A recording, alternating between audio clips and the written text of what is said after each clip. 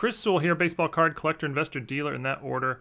Welcome everyone to this week's regular rollers. Thank you everyone for all the great submissions as always. Before we get started, I want to mention that Jeremy Donson, aka the Texas Snowman, is going to be at the Dallas Card Show this weekend. I believe just Friday and Saturday, but if you have some cards you'd like to sell him, or if you just want to stop by and say hi, he would absolutely love that. I've included his email and phone number in the description below. You can contact him and set up whatever you'd like. We'll start off with just a really nice, simple collector story. This was sent by Carl, who wrote, I bought this 1987 Topps Dan Marino PSA 10 in an auction that ended around $96 for my PC. I wasn't allowed to buy packs in 1984 because I was told I was too young, but my brother got Marino's rookie in a pack and I subsequently traded for it. I did get Marino's 85 and 86 cards in packs in later years. In 1987, I lived on a farm, so buying packs was extremely difficult, but I did manage to get one on a snowy night. Unfortunately, I dropped the pack in a blizzard. I found it the next spring, and to my delight and dismay, I got the 1987 Dan Marino, but it was in terrible shape. Having this perfect version here corrects that mishap that happened some 35 years ago. This was sent in by Kevin, who wrote, I've been tracking for what seems like forever a specific Patrice Bergeron signed auto card from the popular Sign of the Time series. One raw, very good condition example came up for auction on eBay recently, but sold for $107 through Probstein. $100 is more than I'm willing to pay for a raw copy, so I was outbid. About 3 weeks later, the same card in a BGS 9 with a 10 auto with above average subgrades came for auction through the same eBay seller, Probstein, and I won the auction for $105. I was willing to spend a little more on the card in such great condition, and BGS is my favorite slabs, and this was for my PC, so win-win. How fickle the card market can be week to week still amazes me, which can serve as a good lesson for other collectors to stick to your requirements, pricing, condition, etc. Do not compromise, and eventually with enough patience, you can find your deal. Yeah, really great point here. I mean, sometimes, collectors or anyone was just so excited to buy a card that they'll sort of overpay for it unnecessarily when, waiting a couple days or weeks or whatever it is, and you can find a better deal. Like in this case, you got, the BGS 9 copy for less than the raw copy. That was obviously worth the wait. This one was sent in by Mark, who wrote, came across this and I'm not sure if it's shady or just mistaken. I started collecting pre-war Hall of Famers, so naturally I came across a lot I had never heard of. This post has Hall of Fame in the title, yet this player only played 2 seasons of baseball. Turns out he's in the Soccer Hall of Fame. Few other of the seller's listings have Hall of Fame for guys in their respective teams, but not the Major League Baseball Hall. First time I've ever seen this. Thank goodness for Baseball Reference. Interesting. I've never even seen this card before. 1921 die cuts Dick Spalding. Interesting. This is a near mint 7 from SGC. Pretty cool. But yeah, I've never seen this card. Apparently it's a Pop 1 and the only copy ever graded. But interesting about the Hall of Fame thing. I mean, my guess is that would be a mistake. But yeah, I guess technically, the buyer here could say, ask for a refund because the listing heading was incorrect. But I think that would sort of be a reach. I mean, $72 here strikes me as a good price to pay for this, even if he's not a Hall of Famer.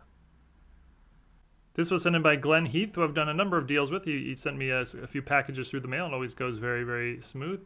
He wrote, you featured my 2013 Topps Update Nolan Arenado Walmart Blue Border a few weeks back. Sadly, the seller never sent the card and I was given a refund. I didn't realize they had 0% feedback. Flash forward to yesterday, and another 2013 Topps Update Arenado Walmart Blue Border BGS 9.5 was up for auction. I won it for a whopping $69, $78 all in. Basically half the price of the first copy I bought. Granted, the subs weren't as strong, but to me this was crazy cheap. I'm chalking this up to the fact that the Cardinals exited the playoffs quickly and all the momentum on Goldschmidt and Arenado cards drastically cooled. Still can't believe I got the card for the price considering it was going for over 2x this just 2 weeks ago. Yeah, and that's a great, congrats on that. And second, that's a great lesson to be aware of. As soon as sort of the hype around something ends, cards often will drop and you can get bargains, especially in auctions on eBay. So, right after a team exits the playoffs or if right after the season ends, this is actually often a great time to buy if you sort of have, more long-term thinking. This was sent by Tom from Australia, who wrote, I recently got this second-year Carmelo Anthony Topps Chrome Gold Refractor at a 99 for 100 Australian dollars, which is about $65. I think this is cheap, and cards from this era are undervalued compared to the current ultra-modern cards. Back then, there were only refractors, black refractors, X-fractors, and gold refractors in 2004. Yeah, I sort of like your take here. I mean, this is 20 years old now at a 99, beautiful gold refractor card, second year of a future Hall of Famer. And like you said, it's not just that the gold refractors are numbered out of 99. It's back then, there were only 4 parallels of prisms or refractors, whereas today there's, 35, 50, I don't know how many prism parallels there are each year, but that sort of makes it even rarer than it might seem. And yeah, nice card here for $65.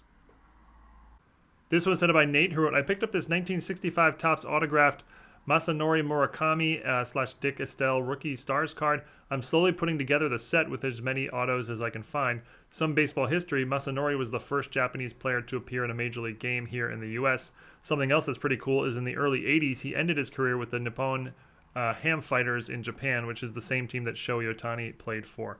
Really cool. And this is a historic card. It's Murakami's only card, and yeah, he was the first Japanese player to make the major leagues. By the way, you kind of buried the lead there. Pretty impressive set you're putting together. That would be really cool to see a 1965 top set where the majority, or I don't know how many are even possible, but a lot of the cards are autographed like this. This was sent by Sam, who wrote, I collect Donruss Optic football rookies and rated rookies from 2016 to present, and I'm always searching eBay for numbered and or colored lots cheap for cheap.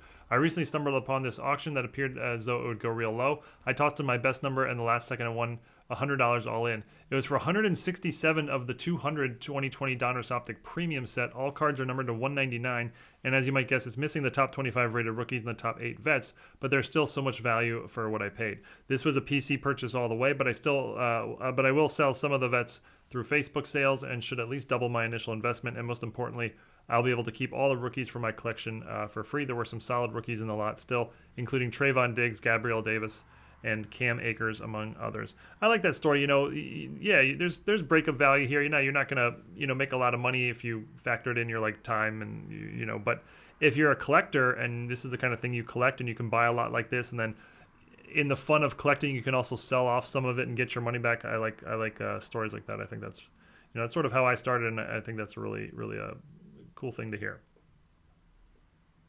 This one's sent by Alvin, who wrote, I just won an auction for a 2015 Panini Court Kings Aura Kobe Bryant, which is a 1 per case hit, according to Panini website. Based on the last few rare sales on eBay, the price for the Kobe ranges from $840 up to $1,000. I was surprised to be able to win this auction for only $456, which is around half of the latest comps. Since I've been looking for the card for a while, I was actually prepared to offer $800 for the card, but glad I didn't have to shell out that much money. It's a really beautiful card and a colorful insert, and it's one of the few Panini sets that weren't overprinted. I feel like it's way undervalued compared to Kabooms and Downtowns, which can sell for thousands because the Aura is so rare, if not rare, and as pretty, if not prettier. Lastly, this is Kobe's only Aura card, unlike Kabooms and Downtown, of which he has multiple. Yeah, I'm not even familiar with this card, but yeah, nice looking card. One thing I would sort of caution is that if you're going to look at eBay comps, understand that the market's really dropped in the last year. So, if you're looking at a comp that's, say, in February 2022 here, like that went for $1,000, or even the June one that went for $840, the hobby's really as a whole come down quite a bit since then. So I would say these are probably not great comps, but given that, I don't think it's dropped that much. So $456 I would say is a good price. Still a very good price given, compared to what they were selling for earlier in the year. This was sent in by Jeremy, who wrote, this offers some points worthy of discussion. CSA, they're a defunct grading service. Seller describes this as being one of the original companies back in the mid-90s, really laying it on thick as being a great-looking, authentic card. Can you elaborate on CSA and your overall thoughts on the listing? I don't recall seeing anyone talk about fake Jeter rookies, but there's always a first. Do you think it's legit, looks good, and the seller has a convincing story? But I'm not so sure. Yeah, so I remember CSA. They were never a major player, and they're long out of business. And when you see a card in a holder that you don't recognize, you should basically just assume, factor it in like it's not even in the holder. Just assume it's a raw card. $1,400 here is just way too high to pay for this. Now, PSA 9s do sell for like $5,000. So in theory, if you crossed it over and it got a 9 from PSA, you got a $5,000 card, but it's not going to cross over to a 9. First of all, I'm looking at the card, I can see a ding in the lower left corner. It's probably an 8 at best because of that alone. PSA 8 sell for about $400. So, the buyer is really overpaying here. And that would sort of be my, takeaway from this. Don't if it's not a grading company you recognize, don't even factor it in as worth anything. If it has value to you because it's in a holder and you want it for your PC in that sense, okay, great. That's certainly relevant and meaningful, but not in terms of value of the card. In terms of being authentic, I'm 99% sure the card here is authentic, and it is in the CSA holder, which I think probably, they were probably legit in that sense back then. So I think it's a legit card authenticity wise, but I don't think the grade they gave it holds up to today's standards. This was sent in by Bradley, who wrote, "This isn't a sports card, but pretty similar and very interesting. Recently, I've been getting into graded Sports Illustrated magazines. Picked up this 3-magazine lot of North Carolina covers for $350. The title listing didn't even mention Michael Jordan, but the one on the left happens to be Jordan's first Sports Illustrated cover. The picture on the listing made it appear as if it was a newsstand copy, meaning it never had a mailing label. Sports Illustrated magazines, of course, aren't rare because millions of people had subscriptions, but newsstand copies without a mailing label, especially in high grade, are very rare and have been selling for high dollars. I received it in the mail, and sure enough, it was a newsstand issue, so I sent it to CGC to be graded. CGC, which is the same company that owns CSG, is primarily known as the leader in grading comics, but they also grade sports magazines. I got the magazine back and it received an 8. The CGC Pop Report shows that there have only been 88 newsstand copies of MJ's first cover graded, and there are only 10 copies higher than my 8. I'm not sure the exact comp since these things are pretty rare and don't sell very often, but an 8.5 sold on Goldin auctions in January for $11,400. Wow, congratulations on that. I was not aware that this was going on. I didn't know CGC graded Sports Illustrated, but that's pretty cool, and obviously you sort of hit the jackpot there. This was sent in by Philip, who wrote, "I couldn't believe it when I saw this auction ending midday on a Tuesday, which is perfect timing for a potential low-price deal. I've been searching for an affordable Alexander Ovechkin auto for years. He doesn't sign all that much, similar to Tom Brady, and you rarely see his autos go for less than $200, and typically they're much more. I was honestly super excited that I was able to get an on-card Ovi auto from his second year for less than $100 all in." Yeah, congrats on that. Very cool to hear, and yeah, I think, like you said, I think you got a great price here on an all-time great autograph second-year card. And I'll finish on not a vintage bargain, but a vintage nice story. This was sent in by Corey, who wrote, "A few weeks ago, I sent you a pic of this 1933 Gaudy Babe Ruth card that a guy I know found while cleaning out a house. That's his profession. I sent him to a card shop that sends cards to SGC. This week it came back as authentic. He didn't want to deal with eBay, so he sold it to the card shop for $800. The card shop owner thinks he can get around $1,200 for it. To make this story a bit better, I guess he had run into a little financial hardship, so this find helped him out when he needed it the most." Very cool. And, usually when you find raw 1933 Gaudy cards, especially Babe Ruth cards, they're almost always fakes. And even if they're like super damaged like this, that's often something people will do to try to make it seem more legit, but it's still just a fake. And I would have assumed this card was a fake looking at the photo, but congrats on sending it to SGC, getting the authentic label and making some nice money for your friend there. But that's it for this week's regular rollers. Thank you everyone for watching, and we're just another reminder that if you're at the Dallas show this weekend, stop by and say hi to the snowman for me. Thanks everyone.